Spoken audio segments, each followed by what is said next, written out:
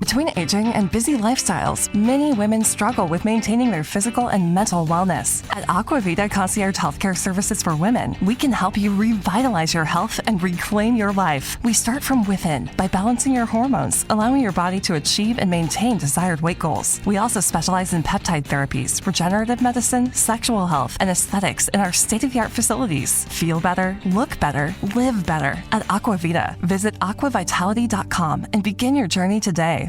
With Lucky Land Slots, you can get lucky just about anywhere. Dearly beloved, we are gathered here today to... Has anyone seen the bride and groom? Sorry, we're here. We were getting lucky in the limo and we lost track of time. No, Lucky Land Casino, with cash prizes that add up quicker than a guest registry. In that case, I pronounce you lucky. Play for free at LuckyLandSlots.com. Daily bonuses are waiting. No purchase necessary. Void where prohibited by law. 18+. Terms and conditions apply. See website for details. The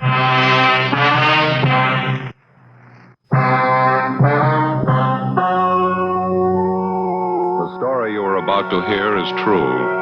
Only the names have been changed to protect the innocent. Fatima Cigarettes, best of all long cigarettes, brings you Dragnet.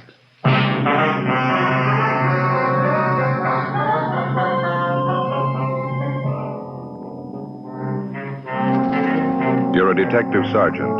You're assigned to homicide detail.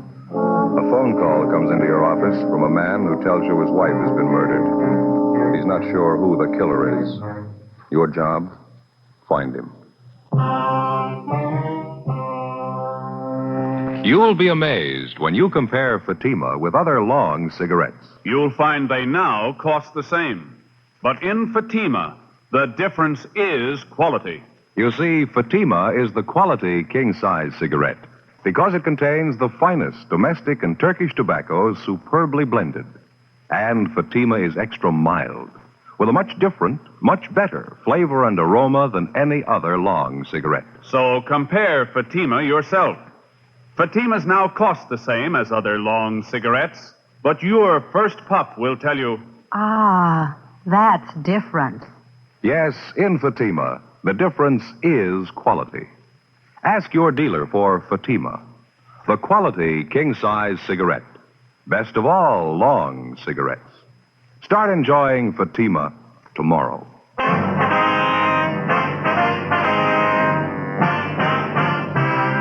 Dragnet, the documented drama of an actual crime. For the next 30 minutes, in cooperation with the Los Angeles Police Department, you will travel step by step on the side of the law through an actual case transcribed from official police files. From beginning to end, from crime to punishment, Dragnet is the story of your police force in action.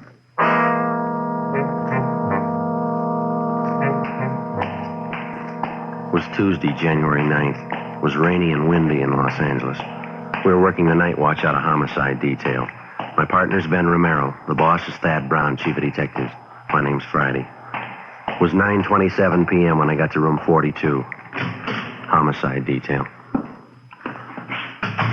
Hi, Joe.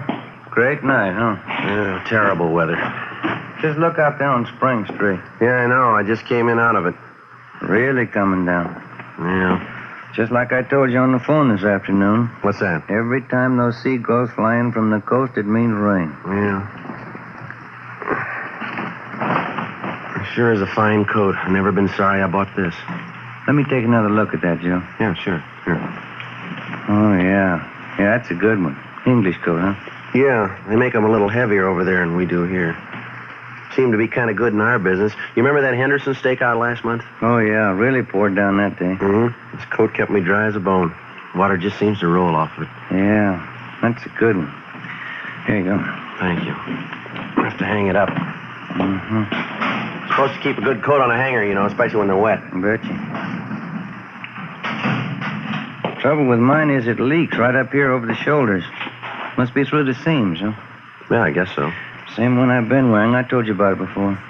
You said you're going to get a new one, didn't you? Yeah, but it's such a good coat otherwise. I hate to throw it away. It's no good if it leaks. Oh, I guess you're right at that. Maybe I can get those seams fixed, do you think? I don't know. How long you had it? 7 years. I'll get it. Homicide, Friday. This is 14 on the complaint board. Take this Echo. Right. Hello? Hello. My name's Leonard Gray. Yes, sir? My wife's dead. She's been killed. I just went down to the garage, and when I came back, she was dead. Could you send somebody out here right away? Yes, sir. What's that address? 1627 Oxford Place. 27 Oxford Place. Yes, sir, that's right. Can't understand that she was all right when I left, and then when I came back, she was dead. I can't understand that. We'll be right there, Mr. Gray. My best friend lives right next door. Yes, sir? He says I did it. 1627 Oxford Place was on the east side of the street. It was an average one-story stucco home. All the homes on the street were about the same general style and size. It was a nice neighborhood. All the grounds appeared to be well kept from what we could see through the heavy rain. The porch light was burning when we got there. Inside the house, we were met by the two officers from Unit 37R who filled us in on the results of their preliminary investigation. We asked them to stand by in front of the house. Then we asked the husband of the murdered woman, Leonard Gray, to show us where the body was. Back this way, in the dining room. Everything just the way you found it, Mr. Gray? You didn't touch anything? No, sir, haven't touched anything. Right there on the floor. That's where I found it.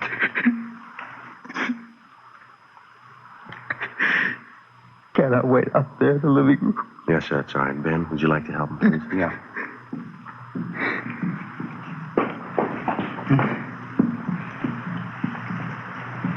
Just sit right there. I'll be right with you. Thank you. You and your wife live here alone, do you? Yes. It's just two of us, no children. Ben. Yeah.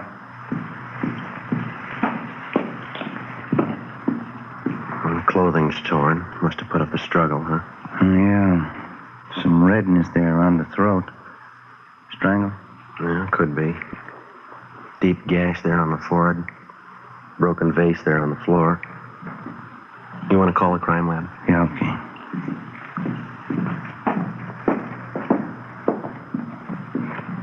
Mr. Gray, where's your telephone? Right in the hall out there by the bedroom. Thank you. You think you could tell us about it now, Mr. Gray? Yes, I think so. Do you have a cigarette? Yes, sir. There you are. Thank you. Just a minute, I'll give you a light.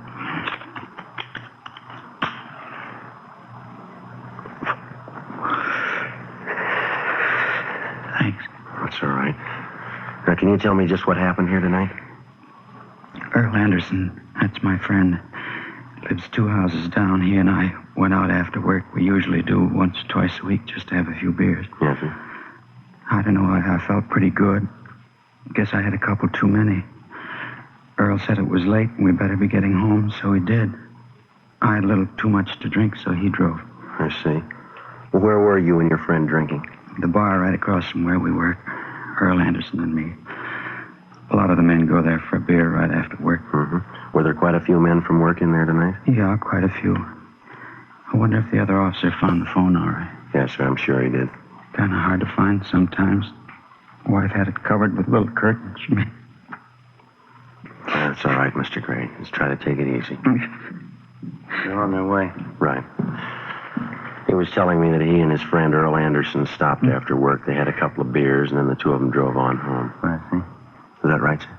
Yeah, that's right.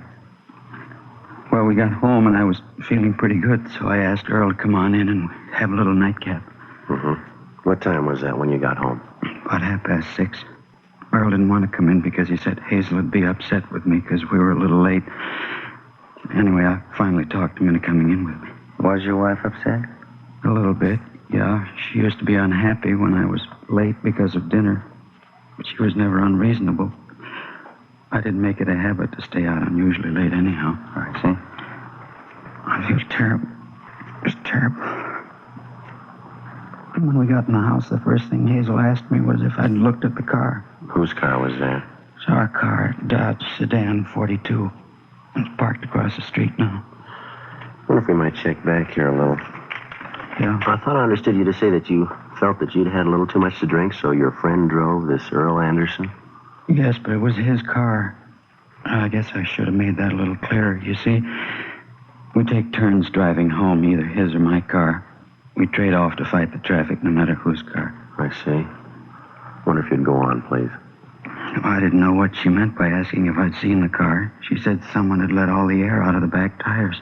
Do you know why anybody'd want to do a thing like that? No, I had no idea who'd do that to us. Hazel said she wanted to use the car tonight. She had to go to a friend's house to help her do some remodeling or something. Mm-hmm. She didn't say a word about my being late. I thought the car had kind of taken her mind off it. Told her I'd go out and look and see if I couldn't fix it. Well, did it strike you as being important that you fix the car right away? How do you mean? Well, sir, I was just thinking I wouldn't want to go out in all that rain unless it was something pretty important. Well, I didn't want to either, but I figured all I'd have to do was put a little air in the tires and then drive it down to the gas station. I see. Do you want to go on? Earl said he'd be willing to give me a hand, so we went out to have a look at the car. One look at the tires and I knew we couldn't fix them. Somebody had cut them with a knife or something. They were beyond repair. Do you have any idea who did that? No, I couldn't figure it out. I have no enemies that I can think of. No one that'd do a thing like that. What did you do then? Earl and I figured that we'd better take the wheels off, take them down to the garage and buy some new tires. I borrowed Earl's jack and we took off the wheels. Mm-hmm. Earl said he'd be glad to take the wheels down and that I'd better go back in the house with Hazel because she might wonder what we were doing about fixing the car. I understand. We talked back and forth for a minute or two and I finally insisted that I go. Where did your friend, Earl Anderson, go? To his house. I dropped him off there. Where does he live? Just 2 houses down the street. Uh-huh. After I dropped him off, I went down and picked up 2 new tires and 2 tubes, and they mounted them on the wheels for me, and I came back. About what time was it when you got back here to the house, do you remember? I don't know, somewhere around 9:15, I guess. Then what did you do? I was going to put the wheels on, but I thought I'd better go back in the house and tell Hazel I'd have the car fixed in a minute. Yes. The minute I walked in the door, I knew something was wrong. It seemed like I could feel it. I called to her. She didn't answer. Went through the house, and when I got to the dining room, I found her. We'll have to ask you to come downtown with us, sir. You'll have to give us a complete statement on this. Is that necessary? Yes, sir, I'm afraid it is. All right. Wonder if it'd be all right if I called my friend Earl Anderson to go down with me. I haven't told him about this. We'll notify him. And this friend of yours, Earl Anderson. Yeah.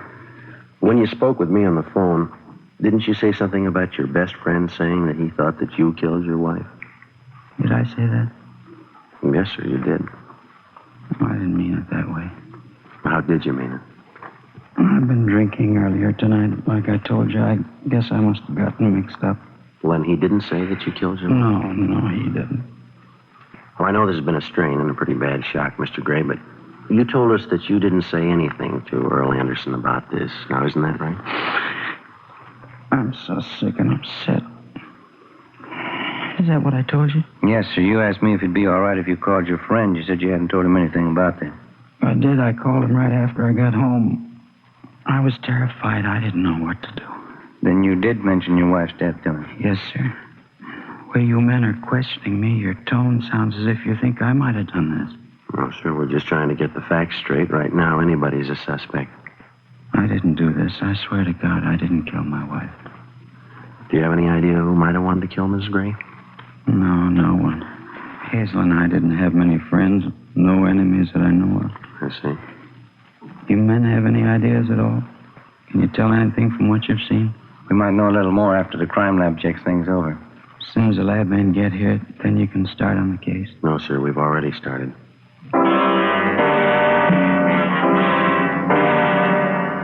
10:15 p.m. We continued to question Leonard Gray, the husband of the dead woman, Hazel Gray. His answers seemed to follow the same general pattern of hazy confusion. Ben and I weighed the possibilities and cause for his evident confusion. He admitted that he'd been drinking earlier that evening, the tremendous shock of the death of his wife, the complete interrogation necessary in the investigation. All these things could prove to be reason enough for Leonard Gray's apparent confusion. They could all be possibilities of pretense as well. We had to be sure. We asked him about relatives and in-laws. He told us that his parents were not living, that his wife's mother and father resided in Los Angeles in the southwest section of the city. He gave us the address.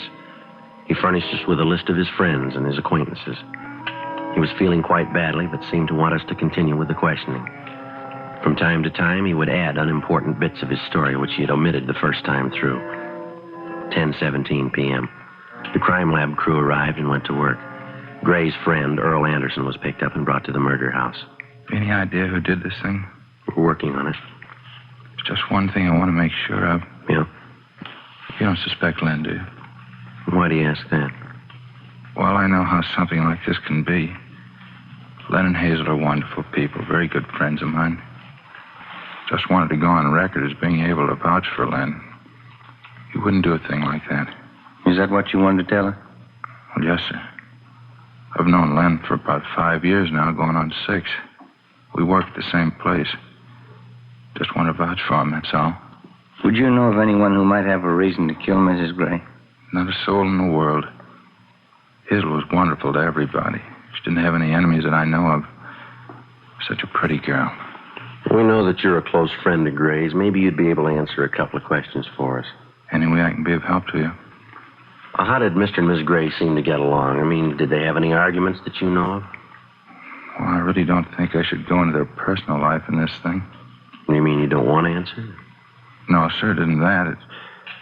It just seems that it's really not my place to go into it. We're going to have to question everybody that the Grays knew, all their friends and acquaintances. Appreciate any help you could give us. Well, it isn't that I don't want to help. I know that if I answer, it's going to make Len look bad at the moment. And we'll have to get all the facts from one source or another. Well, they used to have some arguments. Guess you'd find it out from the neighbors anyway. Were the arguments that bad? Pretty loud, yes, sir.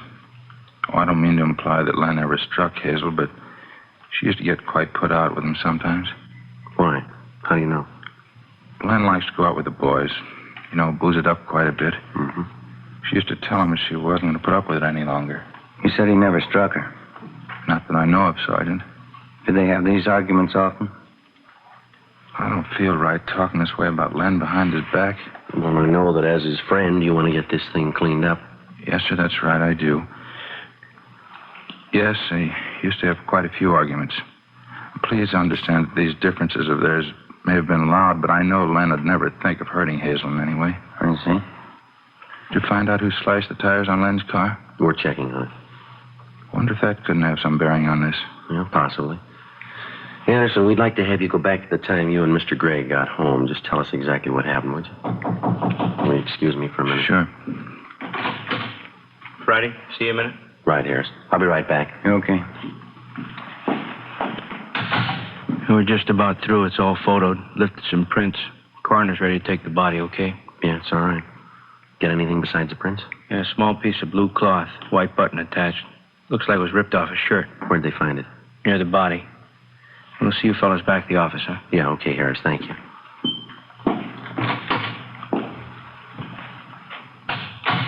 I was just telling your partner, Sergeant, while you were out of the room. Yes, sir. In this kind of a case, if it turns out to be murder, you have to know the whereabouts of everyone concerned, don't you? Yeah, we do. I suppose Len told you about his going down and get the tires fixed on his car. Yeah, he did. Did he tell you that I was at home during that time? Were you? Yeah, I was. I don't mean to try to tell you your business or anything like that, but isn't that the sort of information you have to have? Yeah, that's right. Is there anything else you'd like to know? Yes, sir. Who killed Hazel Gray?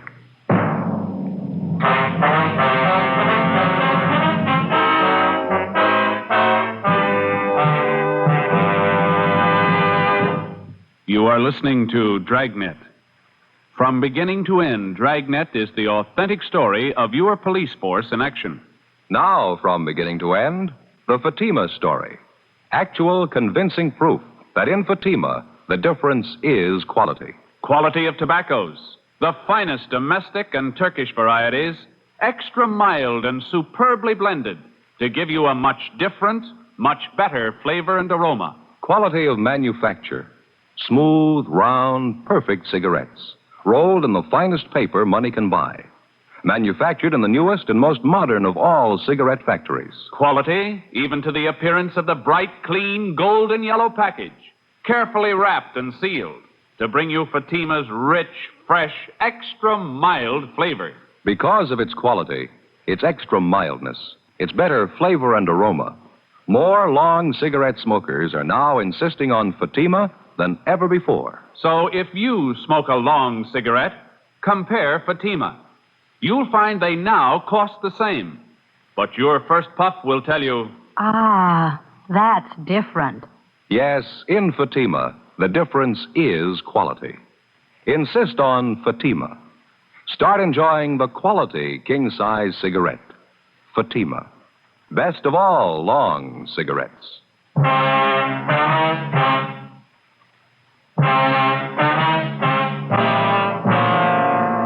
10:30 p.m. Tuesday, January 9th.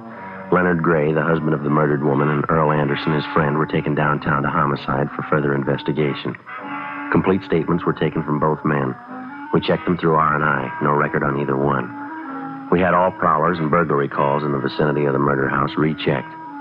Units working the area where the murder had occurred had picked up 2 possible suspects loitering in the neighborhood, but they were eliminated almost immediately. All of the neighbors, friends, and relatives of Mr. and Ms. Gray were contacted and questioned. No leads. All their stories tallied almost exactly with that of Earl Anderson. The Grays had been known to argue, quite frequently. The arguments were loud, but no one could say that they ever showed any physical violence toward one another.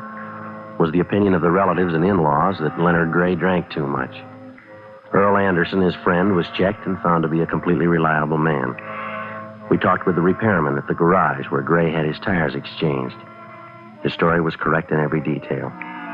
Earl Anderson's wife was checked. She vouched for the Grays as well as her husband. Ben and I talked with Captain Steed for an hour. 1:45 a.m. Well, Skipper seems to feel like I do about it. Yeah, my husband, Gray, huh? Sure looks that way, doesn't it? We've been over that story 3 times with him, and we get 3 different versions. Yeah, I know. He's completely sober now. He should be able to tell a straight story. No, I don't know, Joe. Yeah, well, I'm not completely satisfied. As far as that goes, the captain isn't either. You heard him. I'll admit Gray looks bad right now. What do you think? I don't know. I got it. All right. Homicide, Romero. Yeah, Edwards. No, Joe's right here. You want to talk with him? Oh, fine, yeah. Yeah, go ahead. Yeah. Okay, thanks, Bob. Georgia Juvenile. Yeah? Picked up a couple of kids. They confessed to slashing the Gray's tires. Well, that clears that up. Didn't seem to figure in anyway. Did it to you? No. Unless somebody did it to draw Gray out of the house. Well, it's cutting it pretty thin, isn't it? Yeah. What's the time? 10 minutes to 2. Guess I better call Leighton Print, see what they got. Okay. Did Edwards say that they were going to hold those juveniles for us? Yeah, I said they were bringing them down here for interrogation. Okay. Oh, hi. Hi, Mac. It's Romero. Yeah. Uh-huh, good. Yeah, right, thanks. Yeah. Got something. What'd he say? One of the prints they left it out there is a palm print. McLaughlin says it'll work for elimination. And something else. Yeah? The print was pressed in spots of blood.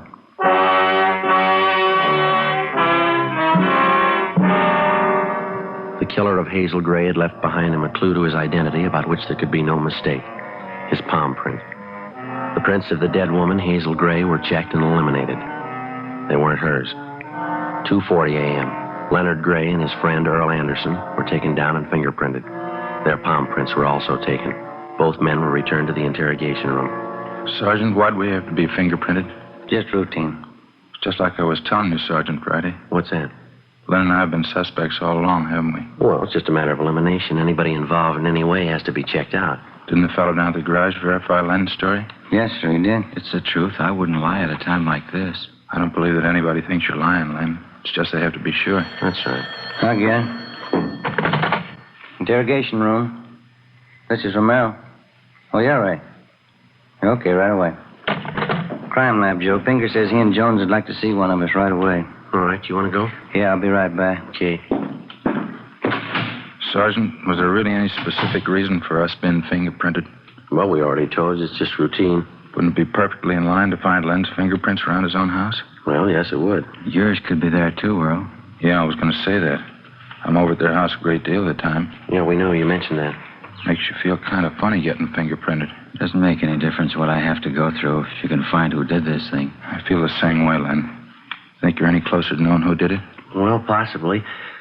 You men have had a little time to think this over. Do either of you have anything to add to your story? Maybe some small detail you may have overlooked? I've been thinking about it all night. I can't think of anything I hadn't already told you. Mm-hmm.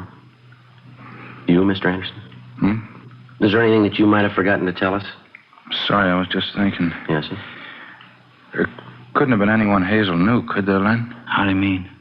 Well, somebody maybe from her past, somebody she might not have told you about. I don't see how that could be possible. You people checked her father and mother, didn't you? Yes, sir, we did. Well, that eliminates that possibility. Haven't you found any way at all of telling who it was that killed Hazel? Yeah, we have. Well, I think that Len here's entitled to know. I'd be glad to leave the room if you want to talk to him alone. No, sir, that's not necessary. When we work it out, you'll both be told about it. If there's something definite, you'd tell me, wouldn't you? I think Earl's right. I'm entitled to know. Well, sir, we're assigned to the investigation, Mr. Gray, and we're doing everything that we can to get to the bottom of it. Sergeant Len and I think you men know a great deal more than you've been telling him. His wife was a victim. It's his right to know how the investigation's going, isn't it? Well, I told you before, whatever he should know, we'll tell him. Anything that we withhold from him is done for a good reason. Joe, want to take a look at this? Yeah, thanks. Here's a report on it. Oh, thank you.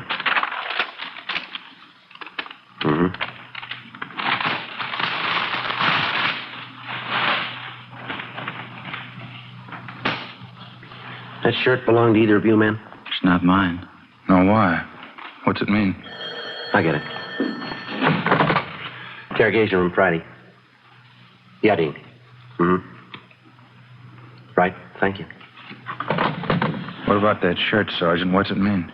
This button here, little piece of cloth attached, found by the body.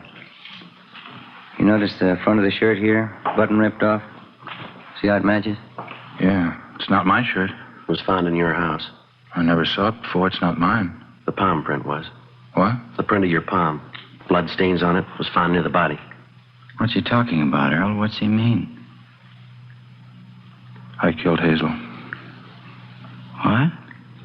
I killed Hazel. Why? Because I loved her. I think I loved her more than you did.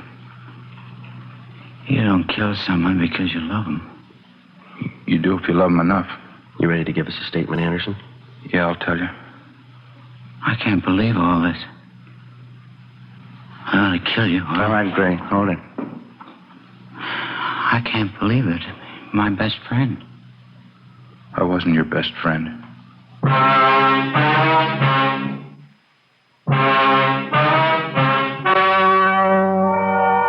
The story you have just heard was true. Only the names were changed to protect the innocent. On April 4th, trial was held in Superior Court, Department 89, City and County of Los Angeles, State of California. In a moment, the results of that trial. And now, here is our star, Jack Webb. Thank you. Friends, let me tell you how to size up king-size cigarettes. First, take a Fatima, and then any other king-size cigarette. Side by side, the two may seem to look alike, but they're not, because no other king-size cigarette has Fatima quality. That's right. In Fatima, the difference is quality. Quality that starts with a blend of the finest domestic and Turkish tobaccos and follows up with extra mildness, a better flavor and aroma. Now, if you haven't tried Fatimas yet, take my advice. Buy a pack. Compare Fatima. You'll find, just as I have, that in Fatima, the difference is quality.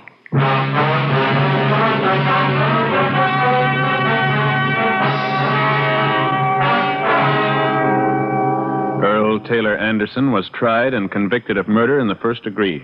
He was executed in the lethal gas chamber at the state penitentiary, San Quentin, California. At home and overseas, in camps, hospitals, and military installations, and in battle areas, Red Cross personnel work for the welfare, recreation, and morale of those who defend the nation.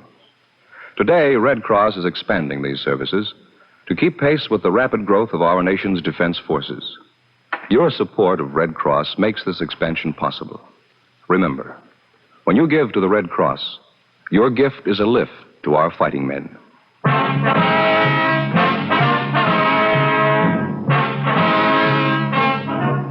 You have just heard Dragnet, a series of authentic cases from official files. Technical advice for Dragnet comes from the Office of Chief of Police W.H. Parker, Los Angeles Police Department. Our thanks to Quick Magazine for this week's salute to Dragnet's Jack Webb. Fatima Cigarettes, best of all long cigarettes, has brought you Dragnet, portions transcribed from Los Angeles. Hear a gold smuggling case on Counter Spy next over most NBC stations.